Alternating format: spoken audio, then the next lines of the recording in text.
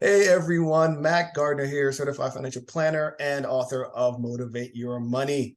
We are here today with the one, the only, Diana. So good of you to join us today. Thank you so much for spending a little time on Motivate Your Money and this three-pointer series.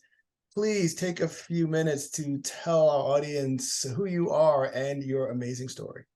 Yeah, thank you so much, Mag. Well, first, I'm a fan of Max. I love the work that you're doing, and I love how you're sharing your platform. I'm a certified financial planner, registered life planner, and the founder of All the Colors. My mission with All the Colors is to transform the state of money management for women of color entrepreneurs worldwide. And I help women create stable and supportive systems for themselves, their loved ones, and their community. That's where I start. It's like once you have money as a system, you can just go on to live your best life, right? And just forget about money worries. So, what made you decide to walk this path? Because you're doing some really neat things, and maybe put a little bit of time into that before we jump into this whole three-quarter series. Yeah, I love group work. So one of the main things that All the Colors does, in addition to like couples coaching and private coaching, I also do Bosque Money community coaching. And that's a 6 month program, and it helps people go from like confused and overwhelmed around money to really understanding the have choices and like how to own their power with money. We do this through like understanding their own money systems, their own money mindset. A lot of the times we think money is numbers, but it's actually psychology more than Very numbers. emotional, very emotional. Very emotional. And there's all of these like underground things that are making decisions for us that we're not aware of. Also, the community learning is really important. It's one thing to have like a financial expert tell you like, these are the top 3 things you have to do, which I'm going to do today.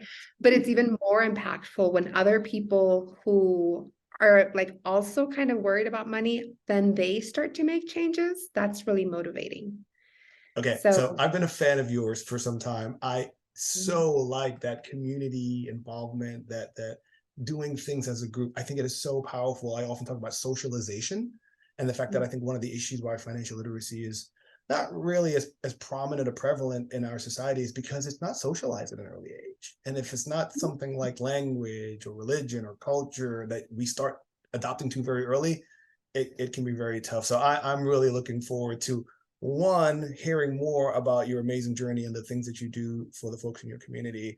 And then two, hearing what your top 3 motivation money messages are. So let me tell you what this is all about. There's a top 3 for everything, Deanna, right? There's a top 3 for soda, there's a top 3 for cereal, there's a top 3 for cars.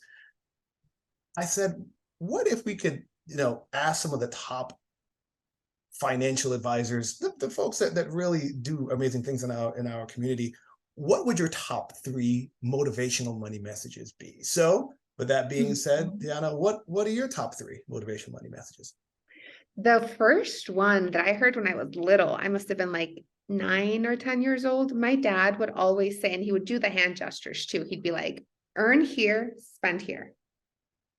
He would always say that. And I remember just seeing him and like learning that from my parents. Both of my parents are immigrants. They always would earn here and save and spend here.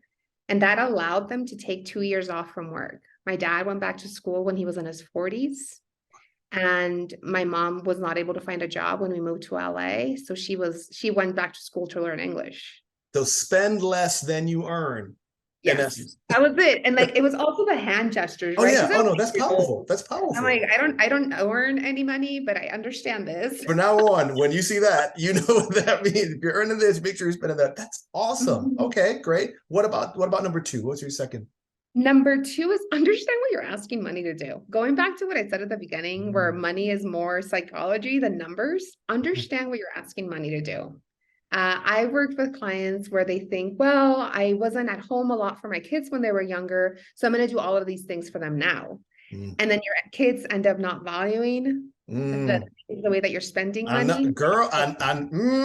You're touching on a nerve. Yeah, yeah. I mean, yeah, I've seen that a lot of times.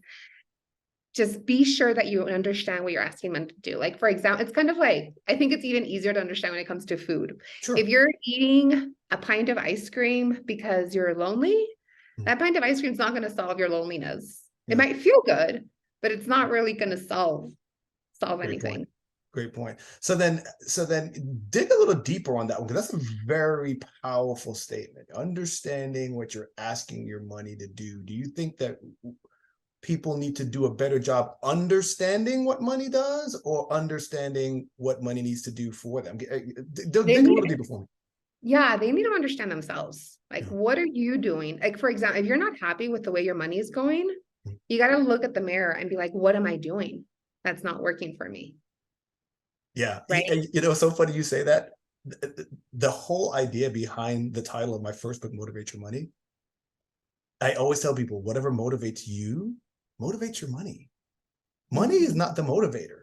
The person, the actions, what you value in your life is the motivator. The money is simply an extension of that. So when you said that so resonated with me, being sure what you make money too. And it makes me think of our earlier conversation. One of the other reasons that I'm really big on community work is that when you're changing, if you like recognize it's like, okay, my money is not going to be able to solve this thing that I'm having with my partner, right? Like this discussion, whatever it is, it can be really lonely when you're making changes on your own. So having community around you that's also making those changes, that's also like questioning what they're doing, makes it stickier and makes it work. That's so strong. That's so strong. All right. Point number 3. What you got? These are good. Number 3. No. So it's very much along the same lines of know your values, understand what's important to you, and then create a budget. Create a spending plan that reflects your values. And like, for example, I love to use this example. When I first came out of college, I didn't have a job that earned a lot of money, but adventure has always been one of my values. Yeah. So I made a point, I was living in LA at the time in California, and I made a point at least once a month to do something that was like adventurous. It could be going to a museum, it could be doing something just out of my norm, right? And both putting money aside for that and like whatever that amount of money was that I had back when I was like with that whatever job, and also the time.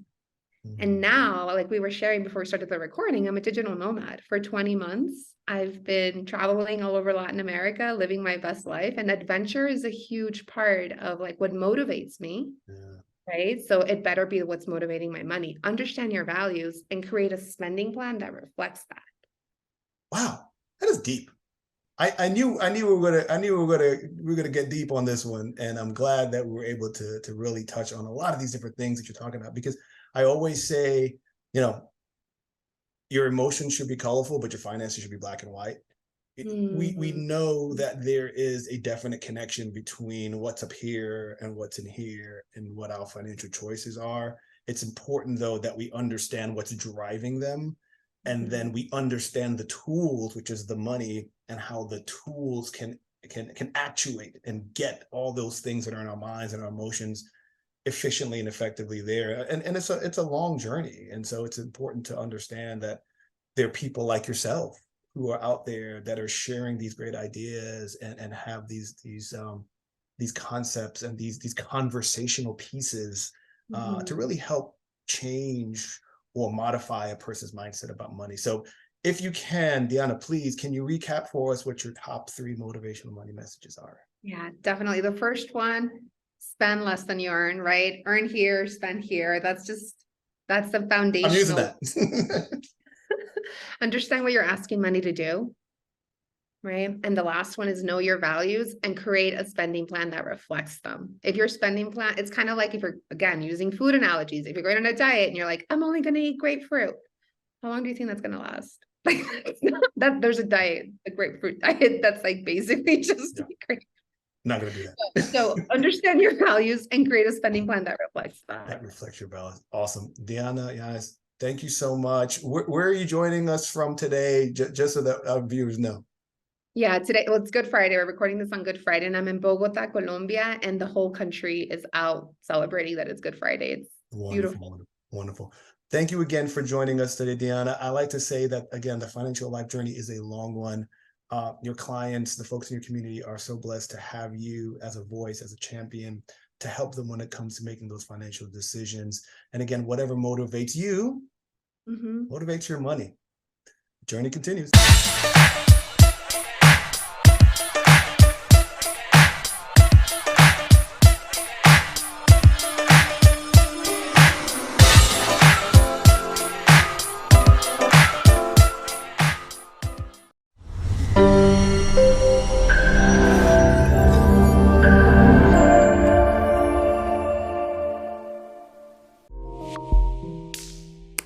much.